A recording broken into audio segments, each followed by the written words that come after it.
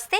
భారతదేశం అంతటా అనేక దేవాలయాలు శని దోష నివారణ అంటే శని యొక్క ప్రతికూల ప్రభావాలను తగ్గించడంలో వాటి ప్రాముఖ్యతకు ప్రసిద్ధి చెందాయి.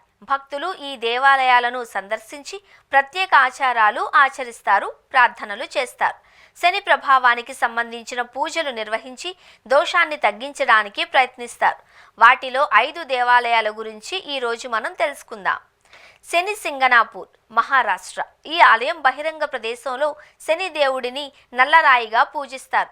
ఇక్కడ దేవతకు నూనె సమర్పించడం వల్ల శనిని శాంతింపచేయడానికి, శని దోషం ప్రతికూల ప్రభావాలను తగ్గించడానికి సహాయపడుతుంది అని భక్తులు నమ్ముతారు.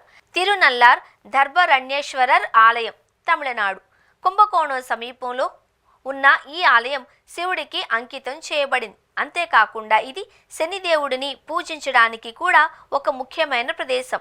శని దుష్ప్రభావాల నుండి ఉపశమనం పొందడానికి భక్తులు ఆచారాలు చేసే ముందు నలతీర్థంలో శుద్ధి స్నానం చేస్తారు.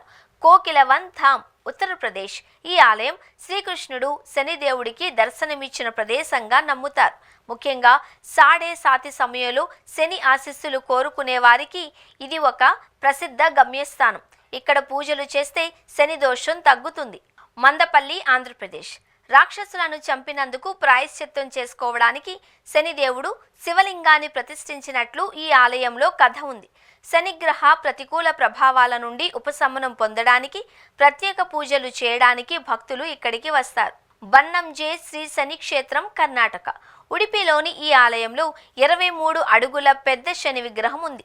దీని భక్తులు నూనెతో అభిషేకం చేస్తారు. దీనివల్ల శని దోషం పోతుంది అని నమ్ముతారు. శని ఆశీస్సులు కోరుకునే వారికి ఇది ఒక ముఖ్యమైన తీర్థయాత్ర స్థలం.